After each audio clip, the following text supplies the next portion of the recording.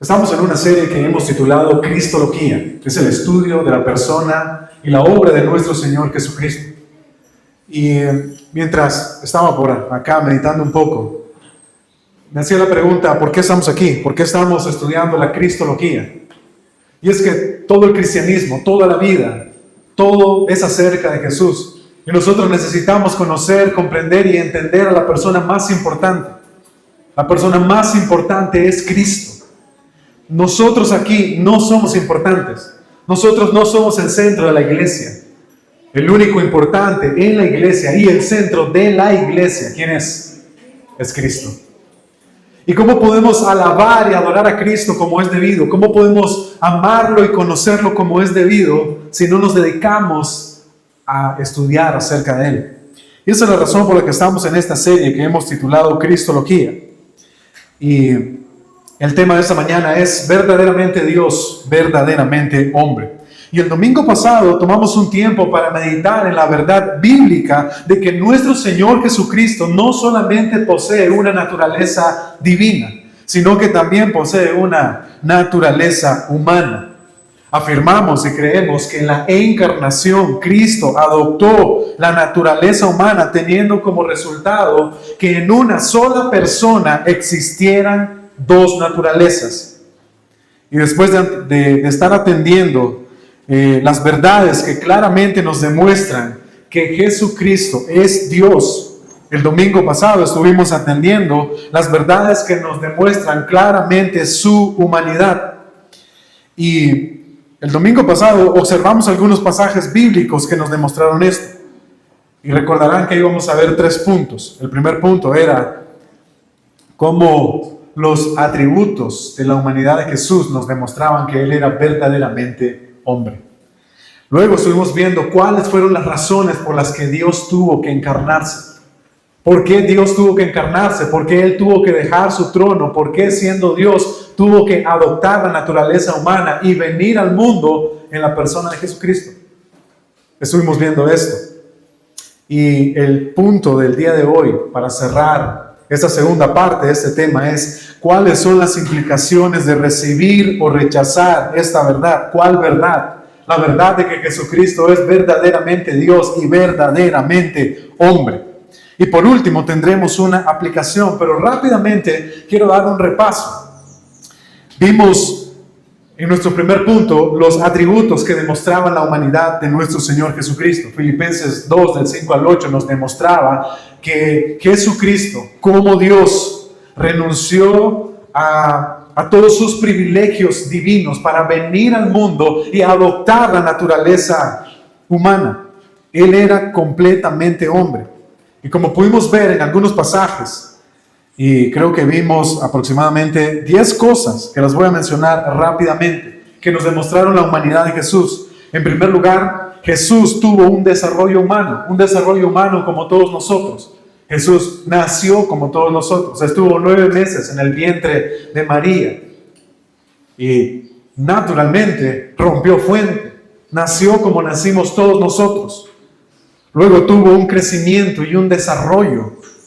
La palabra dice que Él crecía en sabiduría y en estatura y en gracia para con Dios y para con los hombres. Así que nuestro Señor Jesucristo, participando de la naturaleza humana, tuvo un desarrollo normal como todos nosotros. Tuvo un cuerpo que era realmente un cuerpo humano. No era un cuerpo ficticio, no era un cuerpo imaginario como algunas herejías quieren enseñar, era un cuerpo real. Jesús experimentó también cansancio, tuvo hambre, tuvo sueño, tuvo sed, fue tentado pero no pecó. Se limitó a sí mismo en su conocimiento, experimentó diferentes emociones como tristeza. ¿Usted se ha sentido triste alguna vez? Bueno, Jesús también se sintió triste. ¿Usted se ha enojado? Sí, posiblemente usted se enojó antes de venir a la iglesia, ¿verdad? Se peleó con su esposo, que siempre deja los calcetines tirados por allá. Se peleó con sus hijos, que les habla como 20 veces y no se apuran. Todos nos enojamos, pero nuestro enojo es pecaminoso. El enojo de Jesús no. Jesús se enojó, su enojo era justo. Él estaba enojado al ver cómo los hombres eran incrédulos y murmuraban contra Él. Marcos 3:5 dice, y mirando con enojo a los que lo rodeaban, y entristecido por la dureza de sus corazones, le dijo al hombre, extiende tu mano. Y él la extendió y su mano quedó sana. También nuestro Señor Jesucristo sintió dolor. Para las personas que creen una herejía que dice que Jesús no sintió dolor porque Él era Dios. Él era verdaderamente hombre, así que Él sintió dolor. Sintió dolor cuando fue lacerado. Cuando esos clavos atravesaron sus manos, Él sintió dolor. Él sintió dolor cuando colgaba en la cruz. Él sintió dolor con la corona de espinas. Su dolor fue real, su sufrimiento fue real, porque Él era verdaderamente hombre. Y también sabemos que Él experimentó agonía y experimentó la muerte. Y todos estos pasajes nos muestran que definitivamente Jesús adoptó una naturaleza humana. Esos pasajes no pueden ser pasados por alto. Así como tenemos pasajes que afirman que Jesús es Dios, tenemos pasajes que afirman que Él también era hombre. Y luego estuvimos viendo cuáles fueron las razones de la encarnación, por qué Dios tuvo que dejar su trono y venir al mundo. ¿No podía acaso Dios con su gran poder salvarnos desde allá sin venir hasta aquí? ¿No podía el Dios que con el poder de su voz creó los cielos y la tierra, dividió las aguas de la tierra? ¿No podía Él simplemente con el poder de su voz salvarnos? ¿Por qué tuvo que venir al mundo? La respuesta estaba en por lo menos 8 cosas que estuvimos viendo ese día, y posiblemente hay más, pero el tiempo apenas se nos dio para ver 8. Las razones por las que Jesús vino al mundo y se encarnó fue primeramente para revelarnos a Dios. La palabra de Dios dice a Dios. Nunca nadie le vio jamás, pero el unigénito Hijo le ha dado a conocer. Así que Jesús vino al mundo para revelarnos quién es Dios, cómo es Dios. Jesús vino al mundo porque el mundo necesitaba una cabeza que representara a la humanidad. Él ahora es nuestro nuevo Adán, el líder de la humanidad por el cual todos nosotros estamos ahora bendecidos. Jesús vino al mundo para pagar la deuda del pecado. Jesús vino al mundo para ser el cordero que quita el pecado del mundo. Jesús vino al mundo para tomar nuestro lugar y que nosotros pudiéramos recibir los beneficios de su sacrificio. Jesús vino al mundo para dejarnos su modelo de vida. Él nos enseñó y nos dijo, háganlo como yo lo he hecho. Amen a sus enemigos como yo. Sirvan a sus enemigos como yo. Él vino a mostrarnos cómo se vive una vida en obediencia. Él vino a enseñarnos lo que significa someternos a Dios aunque las circunstancias sean difíciles. Pero Él no solamente fue nuestro ejemplo, Él fue el sumo sacerdote que nosotros necesitábamos para que Él mediara entre Dios y los hombres. Y también Él vino para reconciliarnos de una vez y para siempre con Dios. Así que la encarnación era necesaria. Y recordemos, la palabra necesario es una palabra muy nuestra, ¿no? Es muy nuestra. Es decir, es una palabra que encaja más con nosotros. Pero en Dios no existe la necesidad. Sin embargo, usamos la palabra necesario para que podamos entender la razón por la que Él vino al mundo. Era necesario para rescatar a los pecadores. Así que terminamos esta segunda parte con el tercer punto. ¿Cuáles son las implicaciones de rechazar o recibir esta verdad? Y nuevamente la pregunta que nos hacemos es, ¿y si no quiero creer esto? ¿Y si después de ver todas las evidencias bíblicas me rehúso a creer que Jesús es Dios, pero creo que es hombre? O viceversa, me rehúso a creer que Jesús es hombre, pero creo que es Dios. O me rehúso a creer ambas cosas. No creo ni que es Dios, no creo ni que es hombre. Yo creo en un Jesús que yo me he inventado, que yo me hice a mi propia manera. Porque eso es lo que pasa. Cuando las personas no quieren conocer a Jesús como Jesús se ha revelado en su palabra, entonces, ¿qué nos queda? Inventarnos a un Jesús. Ese es el camino que el mundo ha adoptado, es el camino que el mundo ha seguido. Y lo mencioné hace 2 o 3 sermones atrás. Si usted no recibe a Jesús como Jesús se ha revelado en la palabra, entonces simplemente usted tendrá a un Jesús que usted mismo se inventó. No al Jesús de la Biblia, no al Jesús que tenemos en las Escrituras, sino a un Jesús que quizás le conviene más, le conviene a usted que sea de esa manera. Pero tenemos que tener cuidado, porque si nosotros no creemos estas cosas, estamos en peligro. Vamos a leer qué dice la Biblia al respecto. ¿Qué pasa si no creo estas cosas? Primero de Juan, capítulo 4, versículo 1. Para quienes tienen su Biblia y pueden acompañarme, vamos a estar leyendo Primera de Juan, capítulo 4, versículo 1.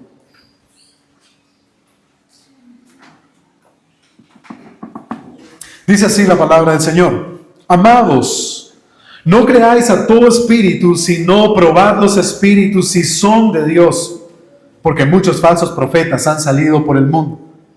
En esto conoced el Espíritu de Dios.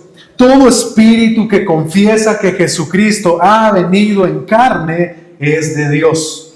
Y todo espíritu que no confiesa que Jesucristo ha venido en carne no es de Dios.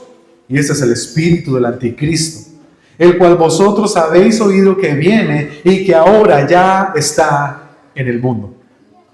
Cuando vemos este pasaje escrito por el apóstol Juan, una carta que él escribe es conocida como la Carta Universal, escrita a los creyentes, él dice lo siguiente: hay una forma en que sabemos quiénes son de Dios, hay una forma de conocer quiénes están siendo guiados por el Espíritu Santo, quiénes tienen al Espíritu Santo. Son aquellos que confiesan que Jesucristo ha venido, ¿en qué?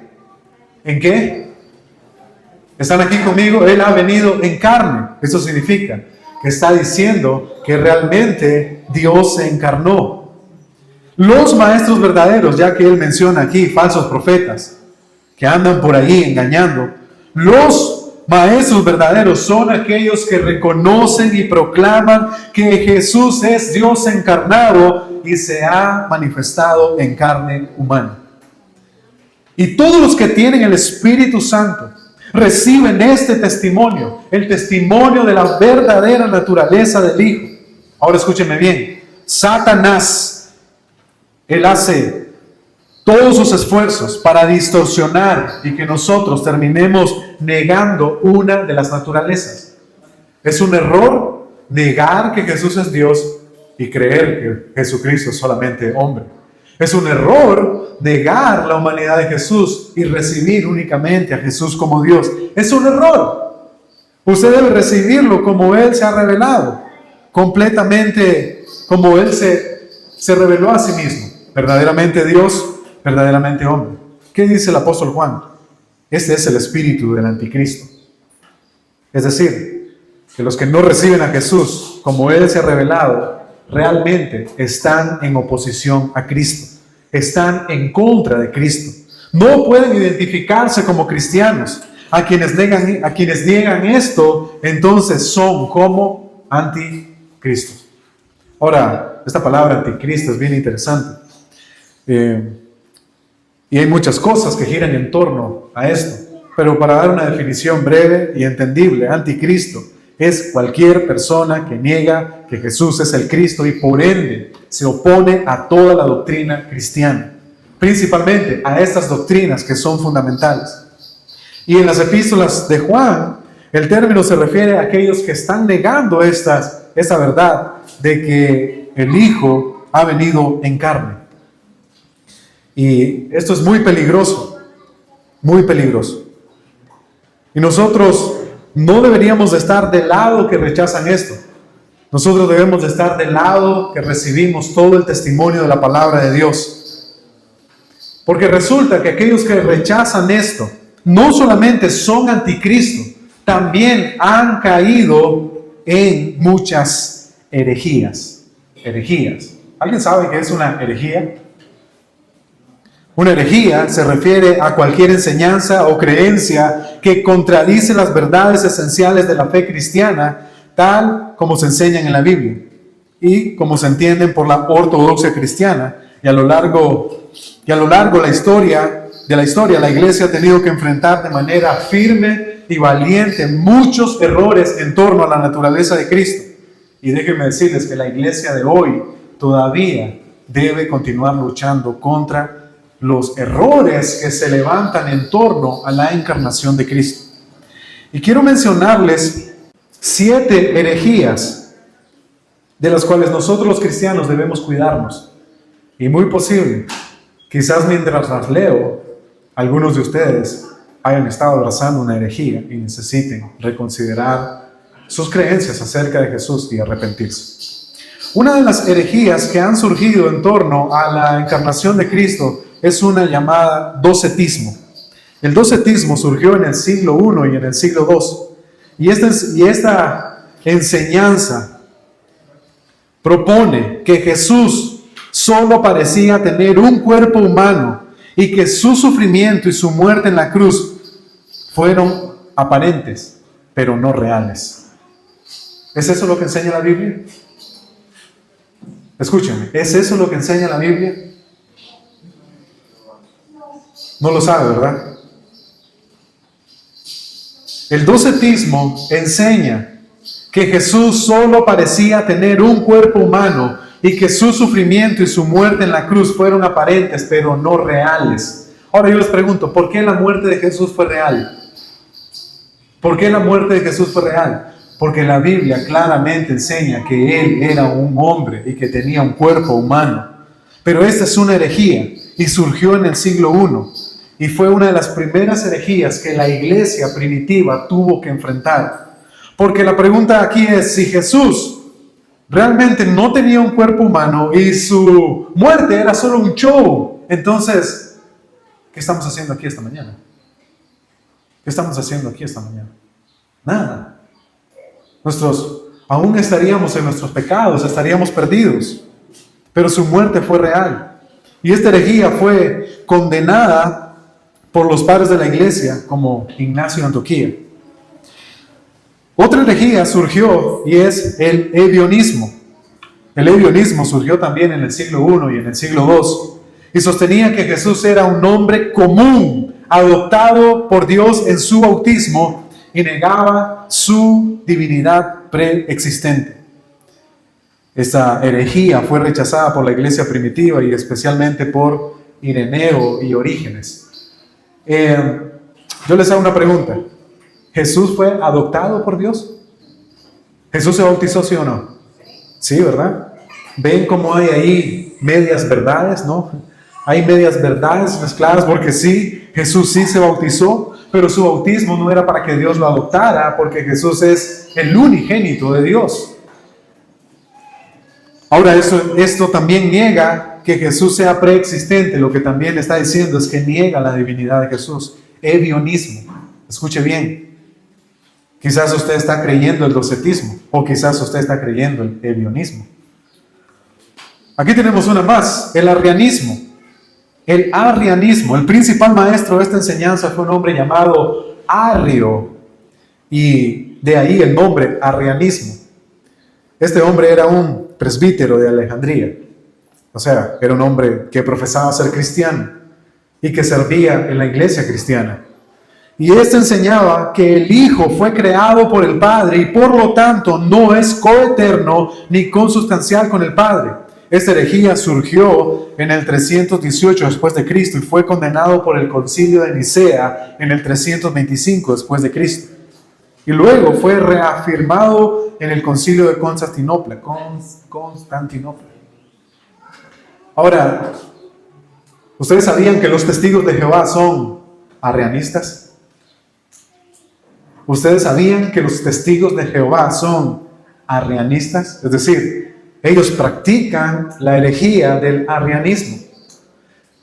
Y ya leímos 1 de Juan capítulo 4. Esa es la razón por la que nosotros no podemos recibir a un testigo de Jehová en nuestra casa. Es porque él tiene el espíritu del anticristo.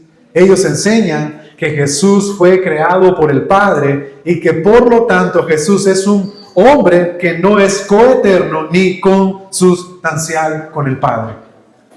Ahora, si usted le pregunta a un testigo de Jehová si él es arrianista, dos cosas puede responder: no y no sé qué es eso. Creo que la más común es no sé qué es eso, ¿verdad? Porque nadie quiere asumir que es un hereje ni que tiene un espíritu de anticristo. Pero esa es la verdad. Eso es lo que ellos enseñan y eso es muy peligroso. Luego tenemos el apolinarismo. Perdón, porque eso es apolinarismo. Esto surgió en el siglo IV, al igual que el arrianismo, y surgió de un hombre llamado Apolinario de la Odisea, que era un obispo y un teólogo cristiano. Este afirmaba que Jesús había tenido un cuerpo humano, pero su mente o espíritu eran divinos, negando así la plenitud de Cristo. Esta herejía surgió en el 360 después de Cristo y fue condenado en el primer concilio de Constantinopla.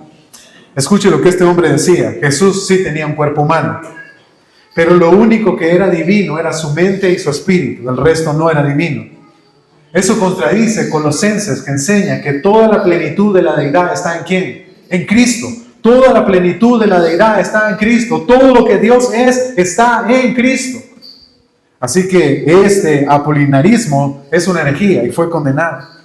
Luego tenemos el nestorianismo, enseñada por Nestorio, quien fue patriarca de Constantinopla, y él proponía que Jesús tenía dos personas separadas, una divina y otra humana, en lugar de ser una sola persona con dos naturalezas. Esta herejía surgió aproximadamente en el 428 después de Cristo y fue condenada en el concilio de Éfeso y reafirmado por el concilio de Calcedonia. Es decir, para Nestorio, Jesucristo era dos personas, una persona divina y una persona humana. ¿Es eso lo que enseña la Biblia? ¿Es eso lo que enseña la Biblia? No los miro muy como convencidos. La Biblia no enseña eso. La Biblia enseña que Jesús es una sola persona con dos naturalezas, una divina y una humana, pero no dos personas con dos naturalezas. La Biblia enseña una sola persona, dos naturalezas. Esto fue una herejía que surgió en el siglo V. Luego surgió el monofisismo en el siglo V y el siglo VI, promovido por un hombre llamado Eutiques, quien era un monje de Constantinopla, y sostenía que Jesús tenía una sola naturaleza, en la que la naturaleza divina absorbió a la naturaleza humana, y esto surgió en el 451 después de Cristo. Ahora yo les pregunto, ¿eso es verdad o es mentira?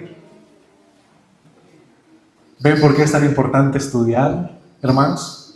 ¿Eso es verdad o es mentira? Es mentira. La naturaleza divina nunca absorbió la naturaleza humana. El pasaje que leímos de Filipenses capítulo 2 del 5 al 8 dice que la naturaleza divina adoptó una naturaleza humana. De modo que habían dos naturalezas. En la Escritura nos enseña que ambas naturalezas no pueden mezclarse, no pueden dividirse. Así que eso es una herejía. El monofisismo es una herejía. Y por último, el monotelismo. Por cierto, todas terminan en ismo, así que usted debe cuidarse de todos los ismos. El monotelismo. Y esta fue enseñada por un hombre llamado Sergio I de Constantinopla. Y fue un patriarca que promovió esta doctrina. Y él enseñaba que Jesús tenía dos naturalezas, divina y humana, pero solo tenía una voluntad, la voluntad divina. ¿Eso es verdad o es mentira? Usted dice que es mentira porque yo ya dije que era una herejía, ¿verdad? Suena a verdad. Pero eso no es lo que la Biblia enseña. La Biblia enseña que Jesús tenía dos naturalezas y, evidentemente, al hacer una distinción entre ambas naturalezas, podemos ver que cada naturaleza tenía su propia voluntad. El monotelismo fue una herejía que fue condenada. Fue condenada. Y luego de haber dicho esto, que aunque pareciera algo aburrido y algo sin importancia, déjenme decirle una cosa. Es tan importante porque a veces nosotros creemos cosas que ni nos damos cuenta que son un error. A veces nosotros creemos mentiras y las creemos como si fueran verdad. Y hay errores doctrinales que están afectando nuestro caminar con Jesús y nuestra vida cristiana. Y por eso es tan importante conocer esto. Porque si usted cree un error, ¿cómo va a vivir su vida cristiana? ¿En verdad o en error? En error. Todo lo que usted crea va a definir su vida cristiana. Y recuerde, si hay algo que Satanás quiere, es que usted no crea la verdad de Dios, es que usted crea las mentiras de Él. ¿Qué fue lo que logró Satanás en el Edén? Hacer que Eva creyera sus mentiras. ¿Escuchó lo que le dije? ¿Qué fue lo que Satanás logró en el Edén? Hacer que Eva creyera sus mentiras. Y todos los que estamos aquí no estamos exentos del error. Por esa razón necesitamos evaluar y conocer lo que la palabra de Dios dice acerca de Jesús. Así que si usted rechaza a Jesús como verdaderamente Dios y como verdaderamente hombre, entonces usted aún está perdido. Usted aún irá a la condenación. Usted aún está en sus pecados. Su vida corre peligro. Usted podría morir ahora mismo e ir al infierno toda una eternidad. Nosotros debemos recibir a Jesús y creer todo lo que la Biblia dice acerca de Jesús. Necesitamos adorar a Jesús como el verdadero Dios y necesitamos acercarnos a Jesús como verdaderamente hombre. Pero nuevamente, yo te pregunto, ¿crees estas cosas? Escúchame, ¿creen ustedes realmente estas cosas? ¿Creen ustedes realmente que Jesús es Dios y que Jesús es realmente hombre? Si eso es así, entonces, ¿le estás adorando como Dios? ¿Le estás recibiendo como tu Señor? ¿Quién es Jesús para ti? ¿Quién es Jesús para ti? Solo hay una forma de saberlo. Dime cómo estás viviendo para Él y te diré lo que Jesús significa para ti. Todos desean que Jesús sea algo para ellos. Todos queremos que Jesús signifique algo para nosotros. Pero Jesús no puede ser lo que a ti te conviene. Jesús no puede ser solo lo que a ti te gusta. Jesús debe ser todo lo que la palabra dice acerca de Él en tu vida. No puedes tener una parte de Jesús y la otra no. Debes tenerlo todo. Debes recibirlo todo. Y tener fe en Jesucristo significa que voy a creer todo lo que Él dijo de sí mismo. Ser un incrédulo significa que solo quiero creer partes de Él. Solo quiero recibir algunas cosas de Él. Pero escúcheme, eso es peligroso y nuestras vidas corren peligro si nosotros no nos tomamos en serio al Jesús que estamos adorando. Usted esta mañana vino a la iglesia por Jesús, ¿sí o no? No, dice el niño, a mí me trajo mi mamá a la fuerza. ¿Usted esta mañana vino aquí por Jesús? ¿Alguien lo tiene aquí a la fuerza? Díganos porque eso no está bien. Jesús debe ser la razón por la que estamos aquí esta mañana. La pregunta es, ¿cuál Jesús? ¿Cuál Jesús fue la razón por la que tú viniste aquí? ¿El Jesús que te has hecho a tu imagen y a tu semejanza? ¿O el Jesús de la Biblia? ¿Cuál Jesús? Termino con esto, una aplicación para cada uno de nosotros. La divinidad de Jesús nos recuerda que Él no es como nosotros.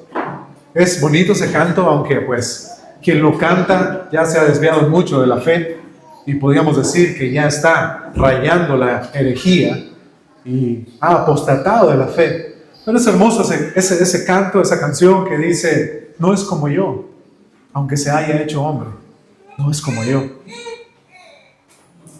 Esto nos recuerda que Jesús, siendo Dios, debe ser adorado con amor, con devoción, con pasión, con entrega. Siendo Dios, Él debe ser temido, debe ser reverenciado. El asunto es, ¿has recibido a Jesús como Dios? ¿Has recibido a Jesús como Dios? La humanidad de Jesús también nos recuerda lo cercano que Él está de nosotros.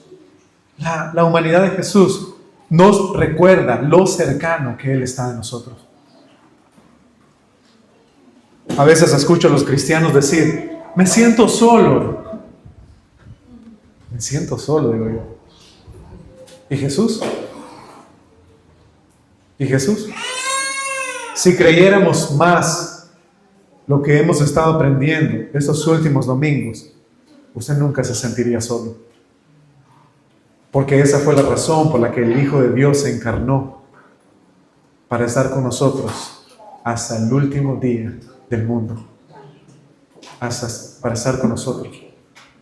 Para hacer posible que su presencia estuviera con nosotros permanentemente. Así que usted debería dejar de creer esa mentira de que usted está solo, que yo soy solo y que mis problemas y que mis tristezas y mis dolores. No es eso lo que la palabra de Dios enseña. Tenemos esta hermosa verdad de que Jesús en su humanidad pudo experimentar todas las necesidades que nosotros, que Él pudo también ser tentado y probado como nosotros. Sí, por esa razón Él tiene compasión y se compadece de nosotros. Nosotros no podemos orar diciéndole, no, Señor, usted no sabe lo que significa que me duela esto. Claro que lo sabe, porque Él sufrió. Usted no puede decirle, ay, Señor, este dolor, si usted supiera, pero yo sé que usted no sabe eso. Claro que lo sabe, porque su dolor fue real. Y Él puede empatizar con nosotros. Él puede hacerlo. Y estas son las buenas noticias del Evangelio. Que Dios dejó su trono para nacer en un pesebre. Que el Dios eterno entró en el tiempo. Que el Dios invisible se hizo visible. Que el Dios inaccesible se hizo accesible en Jesucristo. Para que nosotros pudiéramos conocerle y no hubiera nada ni nadie en este mundo que pudiera separarnos de su amor. Las buenas noticias es que nosotros estamos caminando la vida cristiana de la mano de Jesucristo. Las buenas noticias del Evangelio es que en todas las cosas Él se compadece, intercede por nosotros. Pero mi pregunta es, ¿tú crees esto? ¿Qué pasaría si nosotros creyéramos esto? ¿Qué pasaríamos si nosotros creyéramos esto? A veces les decimos a las personas, debes amar a tu enemigo como Jesús. No, pero es que Él era Dios. No, tú no estás entendiendo todavía. Jesús, siendo hombre, completamente hombre, amó a sus enemigos. Y Él nos enseñó lo que significa hacer esto. En pocas palabras, Jesús pudo amar y Él murió y resucitó en la cruz para que nosotros pudiéramos amar. Y si nosotros creyéramos esto, nuestro cristianismo sería diferente. Nuestro cristianismo sería distinto. Nuestro cristianismo estuviera marcado por el poder de Cristo Jesús. Así que esta mañana solo quiero animarte a que te arrepientas, a que medites en la persona de Jesús y pongas tu fe. Y si tú dices, ¿sabe qué, pastor? Todo esto de la cristología me ha hecho un rollo en la cabeza. Así que no sé qué es lo que yo creo de Jesús, pero estoy bien. Nos vemos el próximo domingo. Yo les voy a decir algo, arrepiéntanse, porque no hay nada mejor que dedicar toda nuestra vida a conocer, a estudiar a Jesucristo. Usted no puede quedarse con lo que usted sabe acerca de Jesús. Usted necesita ir a la palabra de Dios. Porque si usted cree un error, usted se va a perder. Usted irá a la condenación eterna. Usted debe asegurarse de que cree y entiende lo que la palabra de Dios dice de Jesús. Porque si no, entonces usted no está creyendo en Él. Amén. ¿Hará eso? ¿Hará eso esta semana? Tomará su Biblia, se acercará a los líderes y dirá, ¿sabe qué? No entendí qué cosa es eso del mono, no sé qué cosa. O tal vez usted me puede explicar, pastor. Y con todo el amor del mundo voy a enseñarte, voy a guiarte, voy a pastorearte y voy a instruirte porque no quiero que tu alma se pierda. Quiero que tu alma se guarde. Y si hay alguien esta mañana que dice, no, yo estoy bien en la iglesia y eso es lo que yo creo de Jesús. Jesús es solamente Dios. Y si hay alguien que dice, no, yo estoy bien en la iglesia y yo creo que Jesús es solamente hombre. Como iglesia, nosotros debemos acercarnos a esta persona, tratar de persuadirle por medio de la palabra. Y si esta persona no se arrepiente porque él está creyendo un error de la Biblia, error en su interpretación bíblica o en su entendimiento bíblico, la Biblia dice que si no se arrepiente, ¿qué cosa? ¿Qué debo hacer? Debo expulsarlo de la iglesia. ¿En serio? Dice usted. ¿Por qué? ¿Por qué me va a sacar de la iglesia y si no quiero creer que es a la fuerza o qué? Cuando nosotros leemos la carta a Tito, el apóstol Pablo le dice a Tito, primero, silencia a los que enseñan el error, a los falsos maestros. Cállales la boca a los falsos maestros. En segundo lugar, corta toda influencia de ellos en la iglesia. Y en tercer lugar, si no se arrepienten, sácalos fuera. Así que piensen en esto, hermanos. Si usted no comprende aún, acérquese y hablemos. Si usted está siendo rebelde y dice, no quiero creer esto, acérquese y hablemos. Es lo mejor que podemos hacer por el bien de nuestras almas, el bien de la iglesia y el bien del nombre de nuestro Señor Jesucristo. Amén. Amado Señor, te damos gracias por tu palabra esta mañana.